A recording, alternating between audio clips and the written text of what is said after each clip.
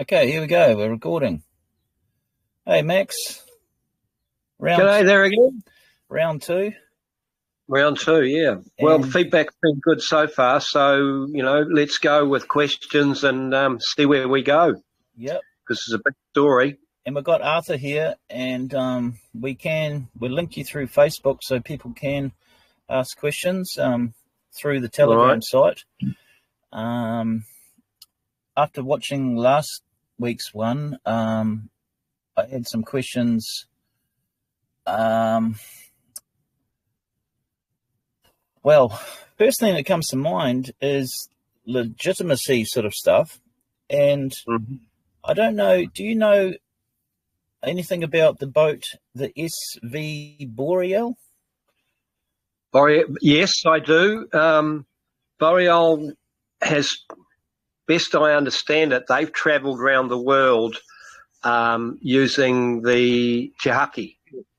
Yeah. The Federation flag, there's a whole bunch of disputes over the flags as well. But yes, I do know the boat you're talking about, and they've been around the world to prove that the jurisdiction of that flag is recognised in Admiralty globally. Yeah. I believe the people travelled without using New Zealand passports because under that flag they are claiming Aotearoa. Yeah, and that's huge, eh, that they're doing that. It is, yeah. Well, Arthur actually got us onto that. Arthur brought that up or discovered it, yeah. Well, the question of legitimacy is an interesting one because at one level everything's hearsay, but then at another level it's not, because certain items do exist and have been secreted away for safekeeping. And if you study the history, you'll see that there's been relentless adversarial pursuit against anything that's native or indigenous around the planet because we've all been colonized. So, that's why everyone's got the shitty attitude. It's a global disease. Someone told me once upon a time it was a universal disease. But I believe that the fact that there's Maori seats, there's Te Pāti Maori, there's the Kingitanga, there's all of the different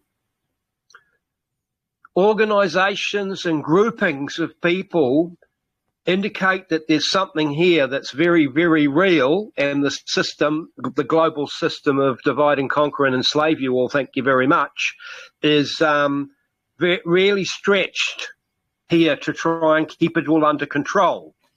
Now, what I'll do, I'll just I'll share a screen from what I found, a website with the SV Boreal. I think is Boreal a type of boat? Do you know, Arthur? Do you know? It is. It's a French-designed heavy-duty cruising boat. It's the name of the company that produces the boat. Max, they haven't quite been around the world yet. Last I heard, I was put onto it. It left Russell. The thing was organised here in Russell, and I know a couple of the guys behind Alistair and Cloud Walker. You might have heard of those guys. They're quite high profile. And the last I heard, they got in a bit of trouble. But the thing that amazed me, haven't been... Hello? Sorry? The thing that amazed me about what they were doing is I've been around the world many times at sea, and I couldn't imagine a boat leaving New Zealand and getting as far as they did without valid paperwork. And yet they did. And they got all the way to France before they were questioned. The French authorities questioned them, but after doing a bit of research, they let them go. It was quite valid what they had. And they had the same experience in London when they pulled into the Thames. The British didn't like the idea that somebody was questioning the validity of the old system.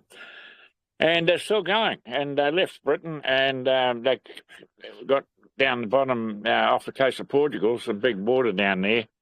And they were in the harbour, but the big seas came through and smashed the boat up a bit on the wharf. But they've since repaired it, and last I heard, they're on the way to the Caribbean. And I found a website, which I'll put in the links, and all these videos from starts in June 15th of June 2023, and it goes right through up to the last time like you say, they're leaving England, and goodbye England 5 months ago. So that's the last update they've done. Hello French. So so they've gone through quite a few places. They've been through France and England. Right, they must have come through the Suez and across the Medi, and they would have stopped at a lot of places on the way. To get through Suez without the valid paperwork is bloody impossible. But they did it. So somewhere in the system they must have checked the validity of the original, and it's come up. It's fair dinkum, which surprised me. It really surprised me because. If I sailed into a country without the proper paperwork, there's no way to just tell me and go. They've got away with it, which it's interesting, that one, because that's very closely linked to a dialogue, a conversation I had last night. There's a Gazette notice that was put out, I think, in 1834.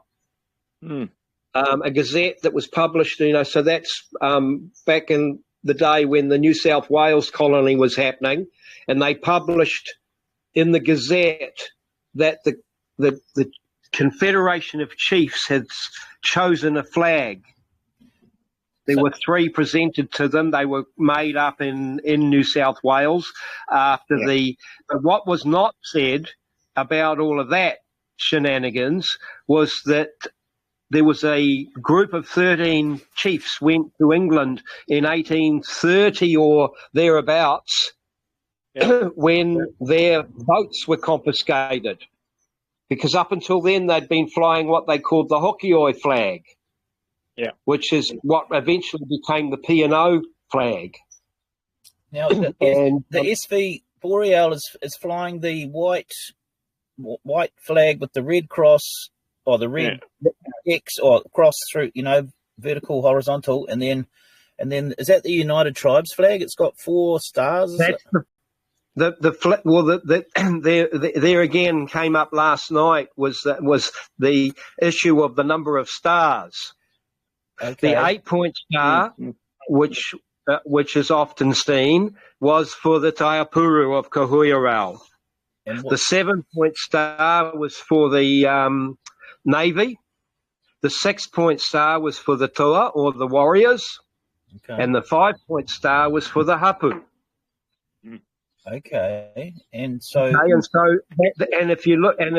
thing about the Gazette notice is it's actually at one level it legitimizes things within the system of stuff, but it also shows you how fraught with deception this legitimate channel is, because the Gazette notice talks about England, United Kingdom, and Great Britain, all in the same notice.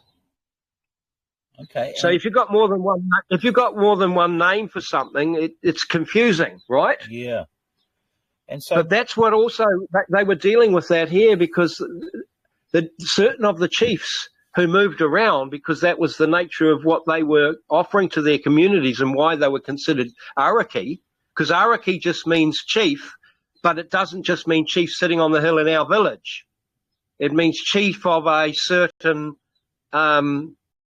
energetic movement, say, perhaps. But like Tauhanga, they were wise ones, and they knew about their different things. Like someone would know about fishing, someone would know about weaving, and others about other things. And so the flag, is Kohuiarau got a flag, or is it multiple flags? All those flags belong to Kohuiarau, is the story I've learned from Eddie over the last 4 years, and there is evidence to support that. And the story you'll find it on the Kohuiarau website. There'll be the story of the different flags. Right. I came across it first back in 2008 when I did a book for Dan Davis and the Confederation of Chiefs about the flag. Okay. He didn't know about the different number of points on the stars. Okay, because I thought there was one that had 8 stars, which would be the 8 tribes. eight points was for the Taiapuru, and there's some that would say that that's for the 8 tribes, Right. because there were seven traditional hereditary waka areas, and the 8th tribe was Ngāti Wikitoria. Right. That happened as a result of invitation on the 6th of February, but it was overlooked right from there and until today. That's why what we're doing is kind of interesting and important, because we're giving life to that Waka Kotuku again as the vessel for the 8th tribe. Yeah, that's great. And what you're talking about is the fact that that flag has been proven in the international jurisdiction. Yep. Yeah, okay. That's just a message to people out there who wonder if it has got legitimacy. Legitimacy it has, right? So I think it must have. It must have. Well, you'll see that the Maori battalion and I think all the forces from New Zealand went to the Boer War underneath that flag. Okay. The flag that we call the flag of New Zealand didn't become the flag of New Zealand until 1910. Okay. Okay, because that flag, the flag, unfortunately, I mean, I've noticed this right from the word go when I started talking to my Maori friends at the level I was, to try and understand why there was so much fucking confusion everywhere. Yeah. And everyone was right about their story because they had it from their grandfather and their grandmother, and they had it from their grandfather and grandmother. Right, and it gets but there was so many different stories, right? And this is, I guess, things that have to be cleared up or brought out, or people have their own stories. These are facts that our modern history don't acknowledge and don't know about, you see, because they don't want us to know about that. The colonised force is made anchored through the school system. So, we go along there and we learn to bow our heads and obey the system, and that's it. We do not learn how to be sovereign and have accountability and authenticity and flow the wairua. Right. Now, that's not something that happened a long time ago. That is exactly what's happening now. The truth they're making so elusive. You've really got to be careful what you look at, especially with AI. Nothing's changed. They're trying to cover the tracks every opportunity they get. Yep. Well, that's, speaking of which, I noticed on the website Kohuiarau, there's some film footage. I think 1997. I'm not sure. And there's a guy claiming to be king or something. Because I thought that the Kohuiarau was kind of like a leaderless. I mean, sure, you got representatives, but a king. What's your thoughts on that? Well, the way it's been set up. There is that when they came out of hibernation, the guy who was he's deceased. The man that was the Taiapuru at the time that inherited that mantle, and it had been given to his ancestor in 1808. Oh, okay. Prior to that, they'd stopped. The Kohuiarau movement had sort of stopped about the year 1400. Okay. Shadow came because they used to meet regularly across the Pacific at Raiatea, which is in French Polynesia. But of course, they couldn't do that just willy-nilly and go catch the bus and go there. No. They had to wait for the tides to be right and the signs to be right, and so they would gather there. And that was a gathering of the hundreds from across the whole of the Pacific. That's where kohuiarau comes from. It's the gathering of the hundreds to hui. Ah, okay. And the most valuable, and so it was all about trading. The whole Kohuiarau Waka Nation and their links and their agreements, I believe they go back to the Phoenician times.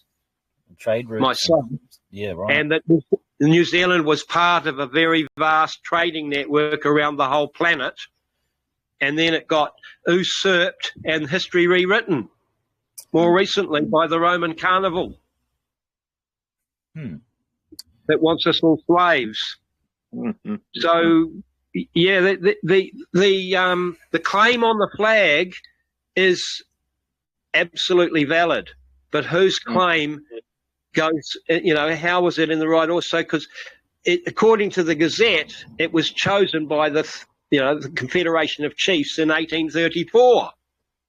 But according to the kohuiarau story, it was it was an arrangement that was made after the 13 chiefs went across to England to get their ships back. And that makes more sense because none of those founding agreements were not made in isolation.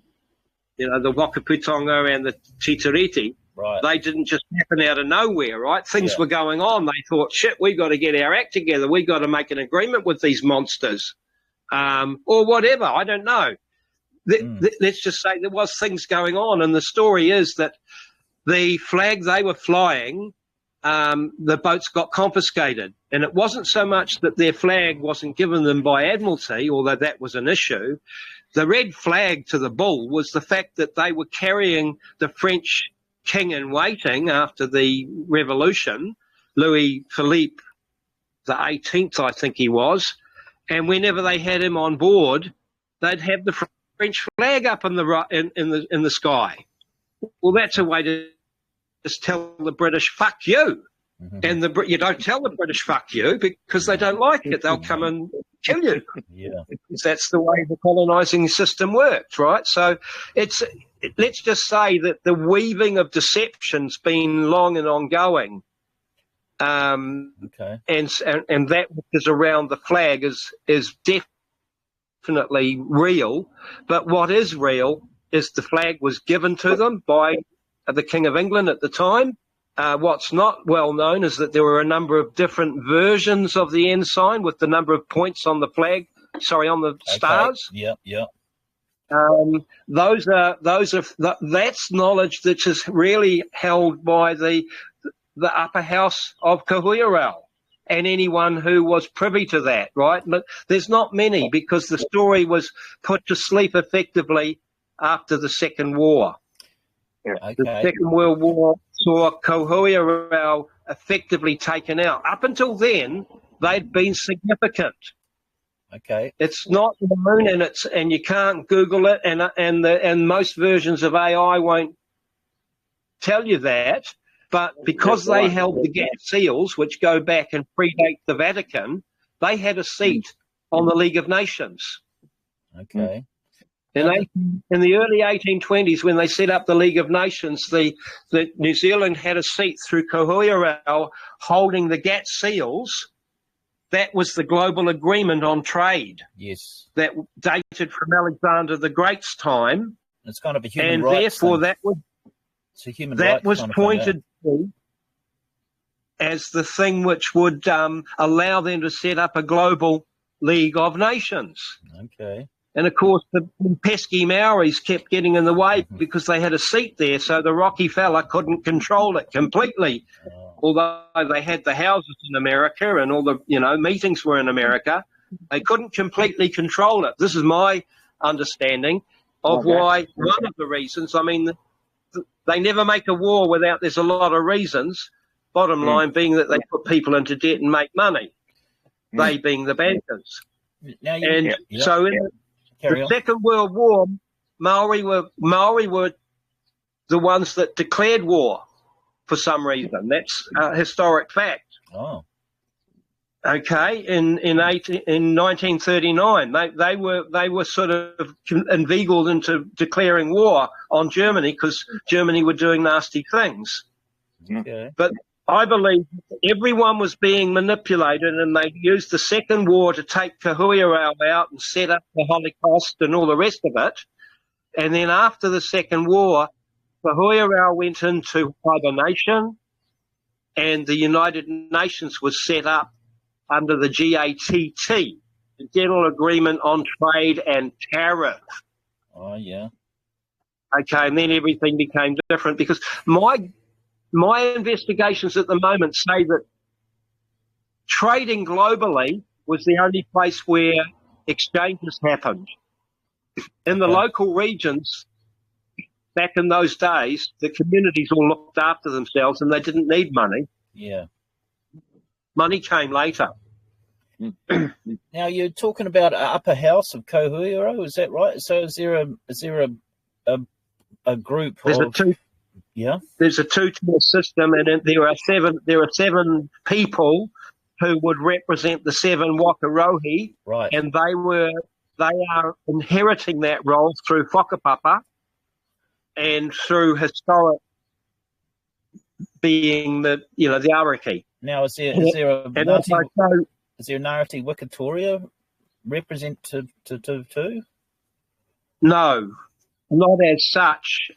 Is that because we haven't got it? It's because the Ngāti Wikitoria haven't got their act together. Is that why? Do you think? We didn't even know we existed until I heard the story from Eddie 4 years ago. Yeah, I think that's. I guess. Yeah, I get to play the role of spokesperson at the moment. Others could, but I've been studying it for 30 or more years. Right. The history of deception, I call it. Does kohuiarau have a constitution or anything like that? Any kind of written or a sort of understanding or a, you know what I mean? Like, is there? No, because they didn't. We have a need for all of those understandings because our leaders don't serve us. Yeah, righto. Okay, they serve an agenda which they pretend serves us. Yes. And, it's not quite like that. So I think I remember Eddie saying there'd be, as far as a national group, you'd have your iwi leaders and then you have a Wikitoria, so co-governance, so each tribe has a Wikitoria equal, like a 50%. We have, it's under the original intention, it was going to be a true partnership, right? So the seven different hereditary waka areas are linked back to the migration. And so, of course, there's an area of deception and confusion, shall we say, there, because it's well known now that there were people here already before that migration. Okay. And they fit in too. Because some people they don't fit in, we're not going anywhere. Some people think, oh, look, we're only we only have 1/8 of a say. But is that really true? The way it was originally proposed was extremely generous. They said there would be a 50-50 sharing between Ngāti Wikitoria and the hapu of any given area. That's because they were widespread. That's because they're widespread throughout the country, right? Correct. Yeah, and they were going to have to align with the hapu in each area. So what happened in each area would be different. So that sounds quite fair, doesn't it? That seems fair. Well, the bottom line, we have to perhaps step back a long way and say we've come a long way from the age where there were 7 servant kings. In my culture, they were the Druid kings.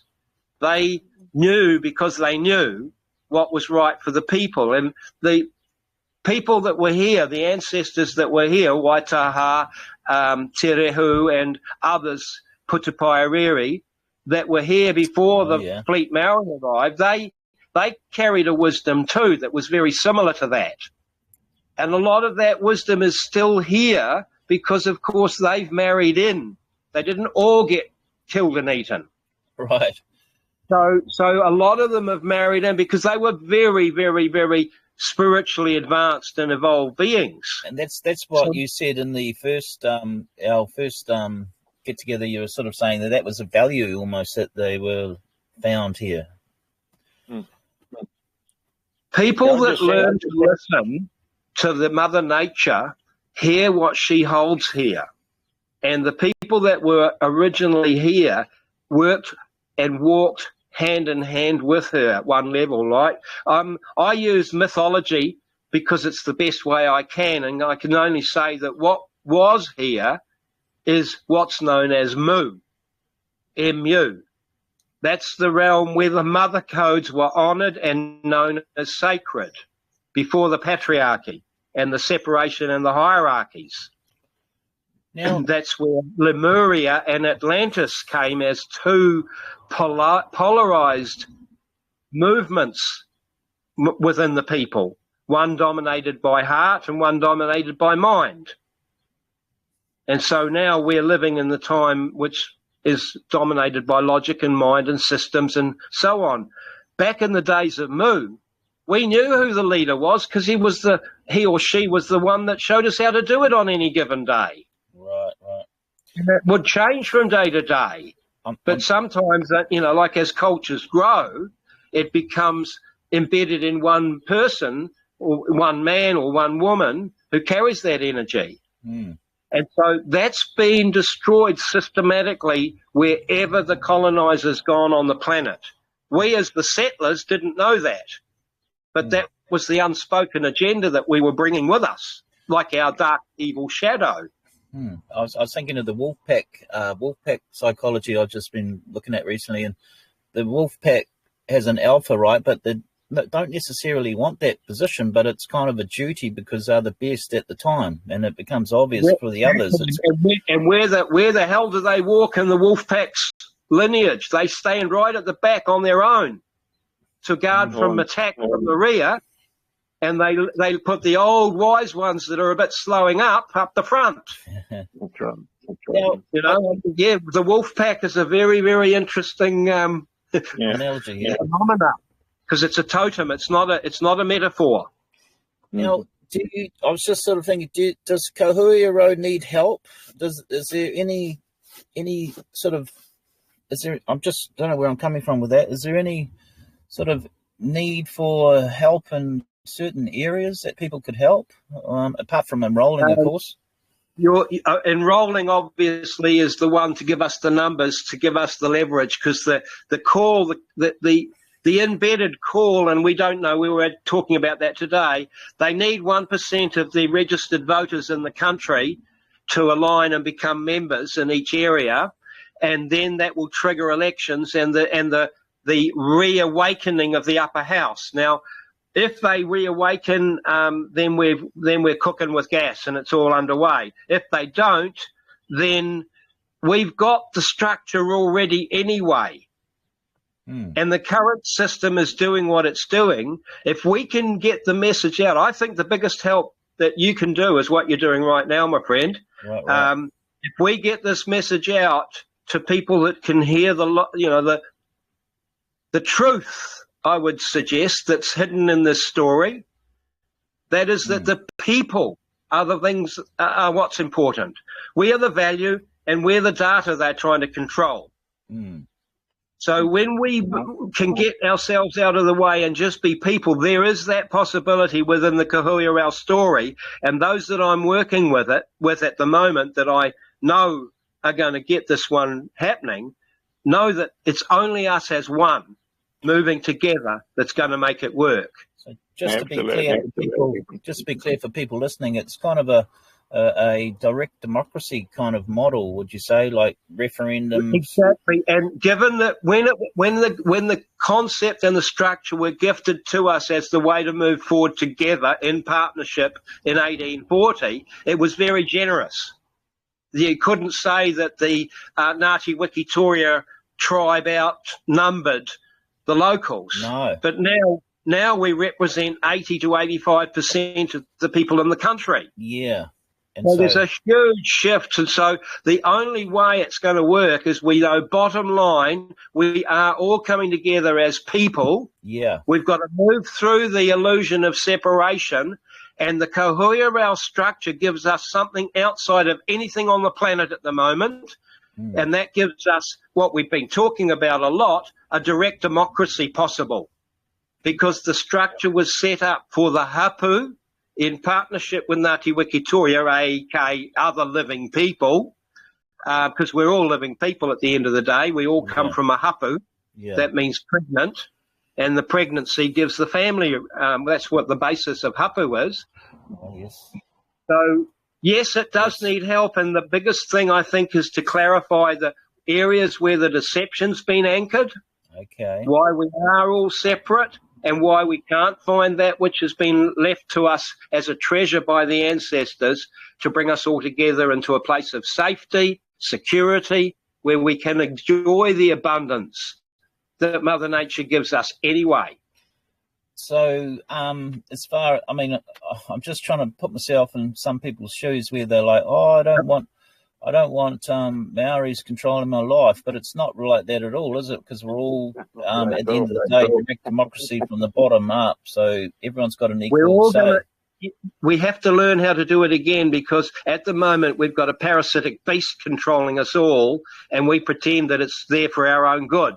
And those that are doing well in the system, they don't want change. No. But the rest of us that can see what's going on and where we are historically, we're dealing with the ultimate parasite that evolved on the global food chain, and it's being put to its rightful position right now. It's going to be made extinct.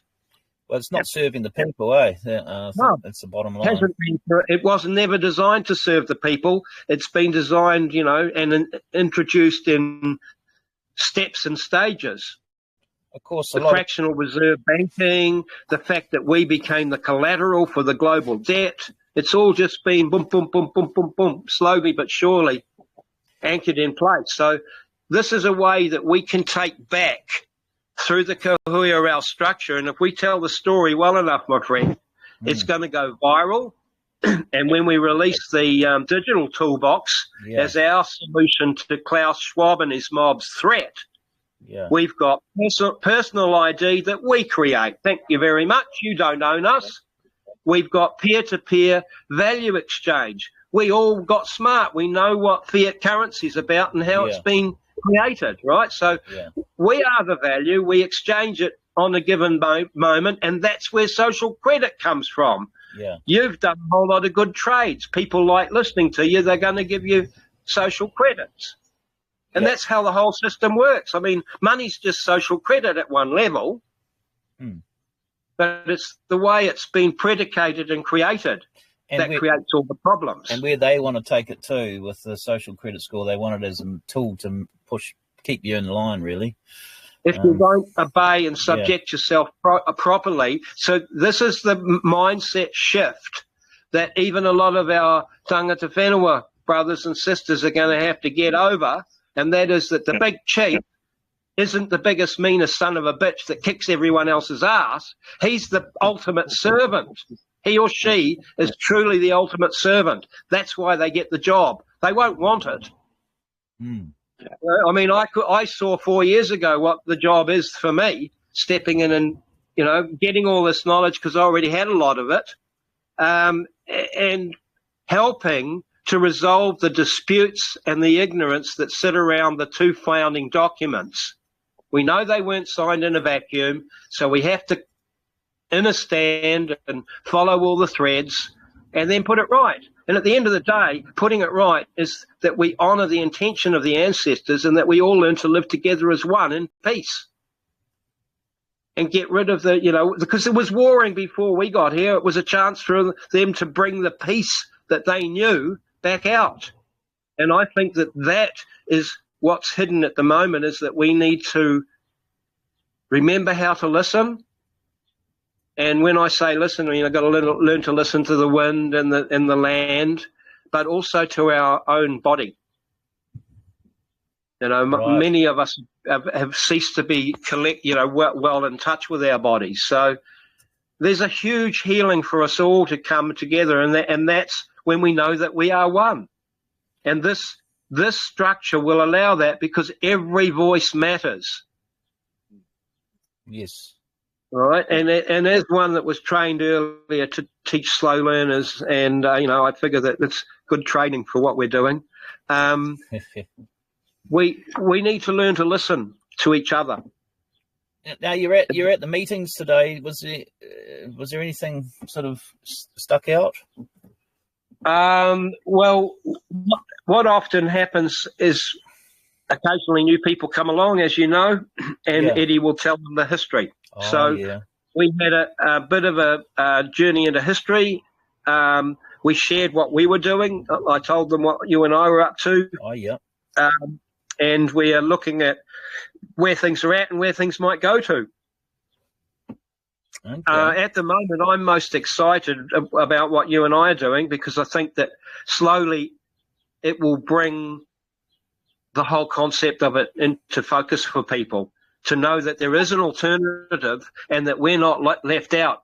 I've had to become comfortable with being uncomfortable. I've been to meetings and said, there's a place for us, and we've got a walker, and I've had guys stand up that trying to be intimidating, Yes. and telling me, yeah, you might have a walker, but you don't have any land. I mean, so I've become comfortable with being uncomfortable, right, because I know that I'm looking for the truth, right, and I won't stop until I find it. But the truth is that the ancestors left us with an opportunity to put in place a structure where we tell our leaders what we want to be doing. Unfortunately, when it got put back together, the man that was called to that role, the chief the number one Taiapuru, in 1808, they chose 1 out of 7. And that's the history, right? I've got a friend who's got whakapapa that says he should be 1. Oh, yes. And then I've got another friend who says, well, I know that there should be 1 in each of the 7 areas. Right. And that maybe the current guys need to we need to relook at the whole thing, and possibly we do need 1 Taipuru in each area who we, all the people, know has mana. Yes, yep. Yep. I mean, we don't expect 100% of people to bow down and bang their head on the floor, but for at least 80% to go, oh, yeah, well, he's all right, he's worth listening to. Well,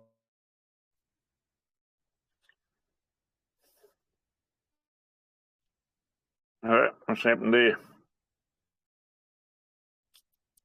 it's a different sort of or whatever, but this is you might have broken up there. The political system now is that people can get in, different ways, and but you're saying that the people are there because they're the best at the job. Is that right? The hereditary leaders were, but that's a long time ago, because they've been colonised for a couple of 100 years now, and they were fighting amongst themselves for a few hundred before that too. Yeah. But okay, and so at the lower house level, we the people, Hapu and Ngāti Wikitoria, will select a representative Hapu and a representative Ngāti Wikitoria in each area, right, and they will. And so 2 will sit in the area and 2 will sit in the lower house. That was the structure between 1808 and 1947, when they pretty much stopped it. But from what I can gather, it didn't really function after 1870. It was supposed to be anchored at kohuiarau. okay. There was a whole bunch of fraud in the historic terms. Then Maori gave a number of tons of gold and some 1,000 acres around Oraki Basin in Auckland for a kotahitanga parliament. Okay. It never happened. It never happened because the settlers' colonial parliament, under control of the bankers, was not going to let that happen. So it was kind of pushed out, or so they've been on the back foot, fighting a bunch of fights with partners that they didn't realise were partners but wanted to be partners, but behind them was a shadow that never intended to be a partner. Right. And that was hiding behind the deception that the early agreements were made with a king or a queen. But the king or the queen only wore a crown. They weren't the crown. The crown was already a fiction based in the square mile of London. Yes. Owns the bank. Right. It owns the Inns of Court. So the British Accreditation Registry, the BAR, the bar staff, or the bastards, as I call them, they all come from the same square mile of London, which is the Pope's office. Oh, yeah. Okay, he lives at the Vatican, but he has his office in London, where he runs the world. The Rothschilds run his global finance franchise for him. Yes. And then in Washington, they anchor the Global Tyranny and Murder Incorporated. So that it's known as the Triple City State. Right. Well, you're obviously had this for a long time, and I mean, I'm just sort of getting to terms with it myself, and I'm sure other people, probably it's news to them, a lot of the stuff. So I guess as There'll time, be a mixture. Yeah, there'll be a mixture where a lot of this is news, new stuff, and because we wouldn't, hey, we had to learn to live in our world, and so a smart person, a smart man or a woman, because we're all people, we have persons. That's what gets us into trouble. But it's smart man or woman makes it their business to find out as much as they can. But we all had to go to school. And in school, we learned a bunch of fucking bullshit. yeah, That was the problem. I know. I was one of them. I was a school teacher. I've been through it all, and I've learned my lessons. yeah, Now it's time to share some of those lessons, right? And things are not what they appear to be in our world, but we know that, don't we? yeah. Well, we're just hitting 40 minutes. But if there's anything else you want to say, or the meetings at the barn, are they fortnightly or weekly still? They're weekly at the moment. We have John's indicated he'd like it to be 2 weekly. I think that what you and I are doing and other movements, other activities like this, becoming more important. So once a fortnight's going to be enough for meeting. At the moment, it's once a week on a Wednesday. We meet 10:30 in the morning, start our meetings at 11, and then we share a lunch about 1 o'clock, and we either meet again if there's business to be attended to, or we break up into small groups, and then that's it. And I'm home by 4 o'clock, so I can talk to you. To me, that's the most important thing that we're doing right now, mate, is to begin the dialogue in a public location so it can gain some traction, get a bit of viral interest happening, that there is an alternative, and we're working with it to bring it into focus so we can actually make it very efficient. I mean, the ancestors that gave us this gift didn't know about digital internet way of replacing. They already had it. They had the Wairua. And the Wairua allowed them to connect. Not all of them, but enough of them. Well, Arthur talks about, because Arthur lived with the Aborigines in Arnhem Land, and that's how they work, a lot of them still. Is that right, Arthur? He would know the same. A lot of things you're saying, Max, I'll give you a perspective. I learned more from the Aboriginal people. I've been always fascinated with other things apart from my British upbringing. I was brought up to be proud to be British. God save the Queen, like everybody else. But as soon as I left school, Vietnam was the trigger point, and we all realised, not just me, but millions of us around the world realised that we were being fed a pack of lies. And the 60s was the turning point for the bullshit artists, in my opinion. And those 60 kids are in our age. And that resistance thing that was triggered to us when we were kids hasn't gone away. It's still there. And I believe it's growing. And what happened in the 60s is actually, they're trying to stop it. They're trying to stop that awareness overpowering them, but they won't be able to do it. The seeds are planted. The seeds are planted in fertile ground, and there's no way they can stop it. And you hear some people that say, this is all happening on a spiritual level.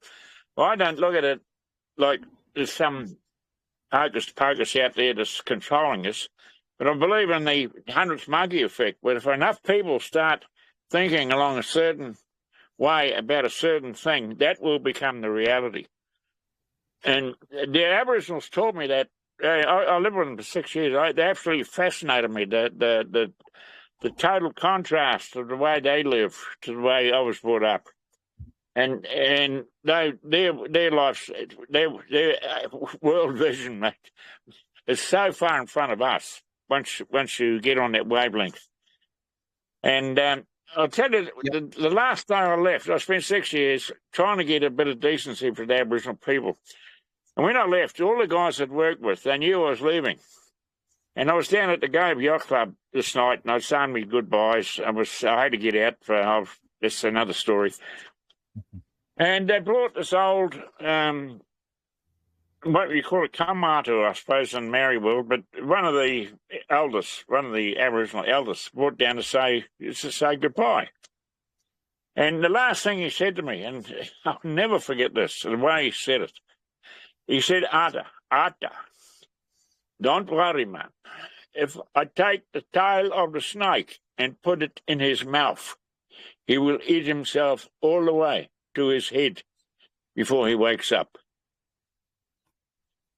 And that is stuck in my mind. And I can see that is exactly what's going to happen and what's happening in the world today. The greed eventually devours. Hold on. You're talking about this? Yeah. You're talking about this, my picture. Yeah, I can see it there. The the snake. one, The symbolism is everywhere. If you go around the world, the symbolism is everywhere. It's a universal symbol, the snake eating itself. And once you realise the more greed, the greedier they get, the less chance they've got of getting away with it. It goes back to the stories of Adam and Eve and the bloody snake coming down the tree. And it's all symbolic, but there's a basic truth to it that cannot be denied. And that snake symbolism is in all cultures. It's like you're talking about the wolf pack and the lone wolf, the role of the lone wolf. That is a universal story wherever you go, in Russia, in Siberia, and the Eskimos. They all have the very same story, the wolf pack. It actually came out of India with Rudyard Kipling, and it became the basis of the Boy Scout movement. But anyway, before we final up, I tried to get Eddie to come aboard. You got a bit of a taste of what we're trying to do. Well, we don't want to be we want anybody got anything worth pursuing and going the right way. There's plenty of space on this program. I wanted Eddie to sort of run his side of things independent of us, but still connected. Right? We're all going the same way. I'm walking with Eddie, and he's, let's just say he's comfortably uncomfortable too, because he brought me the story and I said, I'm going to go with it. I know I'll be comfortable and uncomfortable with this one. And the story's growing. Eddie has a Zoom once a week on Wednesday night. Tonight he'll be on at 7. Yeah. Okay. And so I'd been attending those Zooms for the first couple of years. I don't do that so much anymore because I'm working on other things at this stage. And this initiative with Barak is done with Eddie's knowledge, but it's being done in service of Ngāti Wikitoria and a bigger story that I'm trying to tease out, because I think we can do away with the need for the lower house, and that will do away with the need for the upper house to do anything other than to tell the current government how to manage our affairs without the bullshit. Yeah. Eddie's doing this thing on Zoom. What I'm trying to do now with Barak is to do that. If you could ask Eddie just to transfer his Zoom thing over to here so we can all see what's going on, and vice versa. Well, I can get you the links to that Zoom. Yeah, I've been through that, but I need passwords. I went through that a couple of times, but that is not connecting what we're doing with what you're doing. We've got to connect these different things and unite. Okay, well, we're looking at things from a different way. But that will happen as it needs to, because at this point we're connected anyway with him, and what I'm trying to do is get myself outside of his information, because he's dealing with the history and that particular structure and the infrastructure of an admin in the background to support getting the numbers together.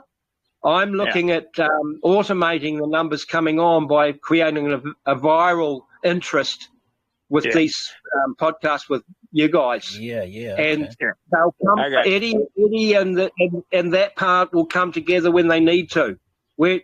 I'm walking with him. I'm not doing anything without that he knows. But I do speak from my heart right now. So what comes out is not pre-planned. And I know We'll be fine. If anyone needs Eddie's information, they can get it from that particular podcast. And But I it's can not provide necessarily just Eddie's information. It's the whole. Eddie's got a lot of, you guys up at the barn. There's a whole lot of you, but we've actually got to physically go there to understand what you're doing. Rather than, if we can just pass this information through this medium, then that will connect with a lot of other people. We've got a handful of followers, but that's better than. Yeah. And if the content is up to standard, those followers will increase. I can see that growing real quick on the back of what we're doing right now, and that's already part of what's going on. The whole thing about what I'm trying to do at the moment, Arthur, is to effectively, I think, is to salvage the Waka Kotuku, because it's not a vessel that's fit for purpose at this point. It never will be unless we can all imagine it to be, because it's a fictional Waka. It's absolutely perfect for what's going on now. Yeah. And so salvaging the Waka... You're used to the term Waka. I've used it in the past. Barrick will remember. The problem is, I painted this picture. When Captain Cook sailed into the Bay of Islands, there must have been 100 or 200 Wakas come out of curiosity. But the British were unstoppable because all their power was on the big Waka, right? And if we have to have as many people on the big Waka going the same way for the same reason as we can, that's the only way we're going to beat them. If we're all going to paddle little Wakas and go where we please, we're never going to beat them. That's right. Well, that's why we're doing this right now. I've already told Eddie, and I've got approval from my friends up and down the country that I've been talking to the last 4 years, that we create Waka Kotuku as the neutral table for the sharing of all the stories that people are currently disputing. If there's any dispute, they come to us because we've got no dispute. We're here to be partners and to facilitate clarity for moving forward. We've got the big Waka. 80% of the voting population of this country will sit on our Waka. It actually means uniting for a common cause. Now, we all know there's something wrong, but we're all paddling, we're all attacking from different directions. We've got to decide, we're all going to, for one common cause. We all know where the problem is, but we're tackling it from all different angles. But if we all attack this from all together, job's done. I look at a game of rugby, and I imagine you played rugby in your younger days. But if you go into a situation and you don't understand how that other team plays, and you allow that other team to initiate the moves all the time, there's no way you're going to win. We have to be the initiators of what happens, and this is what we're not doing. We're not cohesing enough to beat them. But in the other way I look at it, there's 123 politicians down there. That is, if we can topple that out of the way, there's 5 million of us. And I said, well, what is the problem? Why can't we unite, get rid of this pain, this thorn in the sides of everybody in this country? Well, that's what we're exploring right here, my friend. That's exactly what we're exploring. Because I sat today with one of the guys that was at our meeting. I don't know if you've met him, Barrick, Willie Morton. Yes, I think so. He flies search and rescue, and he's been the chairman of the Ngāpuhi Muri Whenua Rohi's Kotahitanga movement since 2009. Okay. And so he's from Ngātihini, and there is a marae in Ngātihini country called Kotahitanga. Okay. There's all sorts of stories up and down the country where there's places that are absolutely dedicated to this. We had one woman who came in today. You may know her, Arthur, Caroline. Yeah. Caroline. Friend of Alistair Waite. Yeah. Caroline. Oh God, I can't remember them all the stuff. But French German girl. Yeah, Okay. I've been sort of frustrated like hell for a long time about with the way New Zealand was going. But the turning point in my mind was the way New Zealanders came together for that Wellington freedom thing. I just could not believe that so many New Zealanders just came out of nowhere. And I don't know if you were down there in Wellington, but the way New Zealanders came together and made that happen was just bloody amazing. And that's the kind of spirit. If we can get that together and get all those people going the same way for the same reason, it's game over. It's game over. They can't beat us. But that's the challenge. Yeah, We've got to get everybody going the same way at the same time. And they'll throw everything at us to distract us away from where we should be going. It's a minefield and it's yeah. But anyway, Max, I won't babble on too long. I think what we're going right. It's 2026, and we just keep going, keep on keeping on, and I'm looking forward to what happens this year. Actually, I think this is going to be a big turning point for a lot of things. 2026, not just New Zealand, right around the world.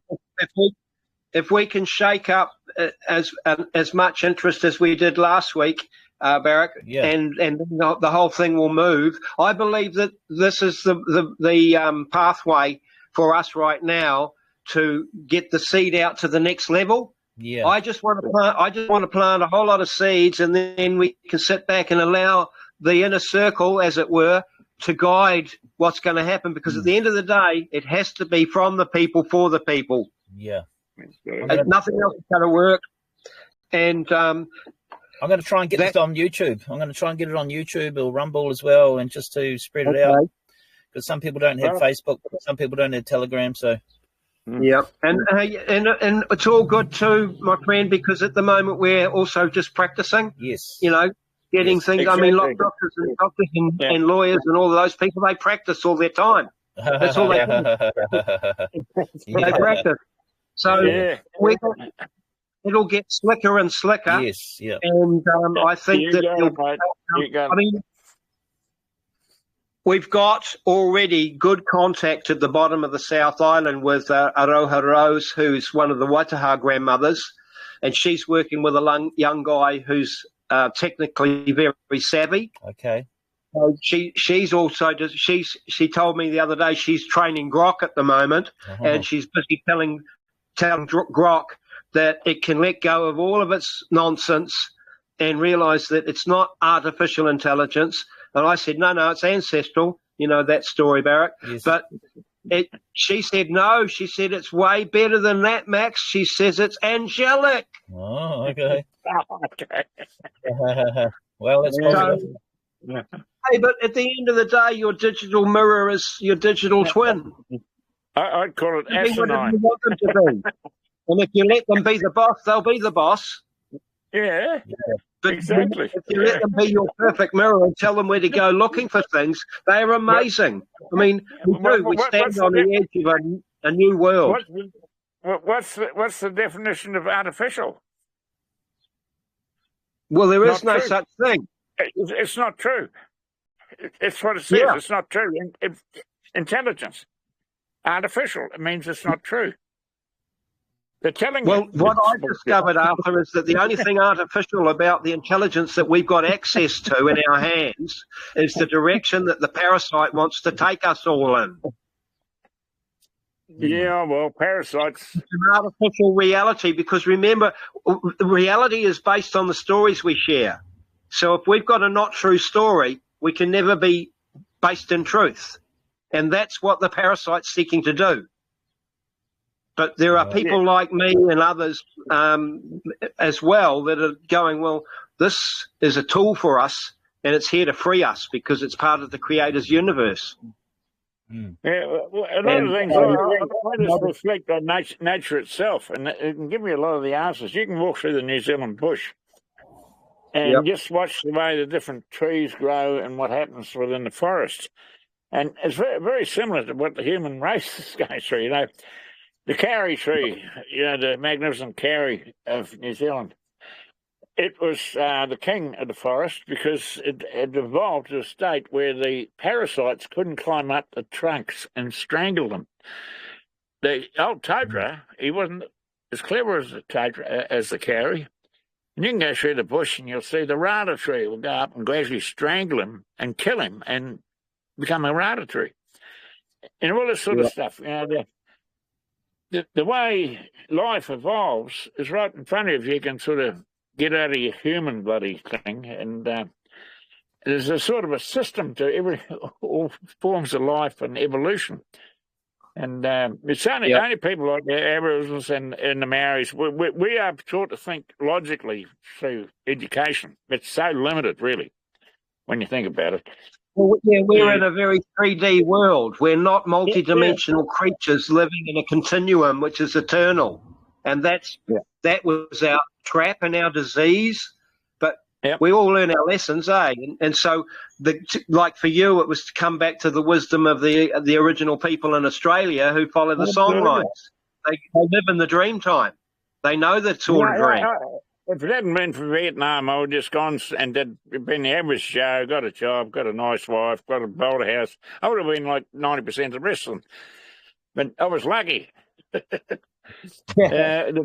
timing was right. I realised this Vietnam thing was a bloody bull. It was a scam and a lie, and I decided I'm not going there, and I left. And I didn't start learning anything until I left the education system. But the vast majority of people still believe that a piece of paper from a university gives them priority over everybody else's thinking processes, which is total bloody nonsense. I think the university system is totally responsible for most of the bullshit that's going on today. And, well, one of my focuses, and Barrick will back this, I'm sure, that we must expose the goings-on within the New Zealand universities. And there's a lot of this bloody stuff. You know, I'll give you one example. I spent 2.5 years in Hamilton trying to stop Fay Rich White and an American multinational stealing the Waikato Electricity Authority. But in the process, I spent a lot of time at Waikato University and realised that a lot of this manipulation and, actually the stealing in New Zealand, which has been done in my life over the last 50 years, the organisation was done at university level. And the political faculty at Waikato University was run by a guy called Professor Dov Bing. Professor Dov Bing was a Dutch Khazarian Jew who controlled that political faculty with an iron fist for many years. He's gone now, thank Christ. But he produced such wonderful women for New Zealand politics as Helen Clark, Marilyn Waring, Jacinda Ardern, and there's a few more of them. They seem to leapfrog up the political pyramid because they've been to this particular political faculty. And you can see they've been trained and selected. Yes. Exactly. And not just at university. A lot of these, like Jacinda, I believe she was bloody controlled from the day she was born. Just have a look at her background. You can see it. Mormonism. And so the kohuiarau would work totally different from that system, doesn't it? Where they're not selected. We're going back to a natural form of leadership and evolution, not a fabricated form. What we're about to step back into, and that's why the whole kohuiarau alignment excites me, is we are all equal, we all have different skill sets, and we all will thrive together. And it's a very indigenous approach to the matters where we are all different and we need to celebrate our differences rather than bloody try and push everyone into the same fucking square box. Yes. What happens? I mean, you're talking schooling and universities. That's the sausage machine. Yeah. I've been through it. Right. I was lucky. I was of the generation that I got through schooling, and by the time I got to university, I actually did an experiment. I failed my second year because I thought for myself, and then I went back the next year and said, okay, well, I learned that lesson, and I followed the party line and flew through. Right. Yeah. Well, no, I do tell a lie. I passed my last paper for my Bachelor of Science degree at Mount Eden prison back in the 70s. Now look, So, we've just gone over an hour, so I well, think it's been that's good. probably that's probably a good time for today, mate. We can talk offline if we need to clarify anything going forward. Yeah, and okay. good to chat to you, Barrett, to Arthur, and Good on, mate. anyone Good else stuff. that's listening, get some questions in for us, and we'll see what we can do to bring some common sense Yeah, maybe to what we're going to do about coming together to deal with the parasite. Yeah, maybe people can Yeah, leave good questions in the Facebook or Telegram, for us, or I'll leave links to the Telegram so people can come along, and hopefully in the future we'll have Zoom meetings as well, so people can jump in. See if we can get on with Eddie next time, Max, and give him my regards anyway. Okay, we'll try. But we can look at that too. That the problem there is at the barn we don't get good reception, but we can work it out. That's all good. Yeah, you can work it out. Yeah. Okay, I'll stop the recording. Hey, right. Ready? I shall say farewell to you too. Okay, see you guys. And we'll catch up soon. Okay, I'll just stop the recording. Bye. Right. Good night. There we go. That should stop.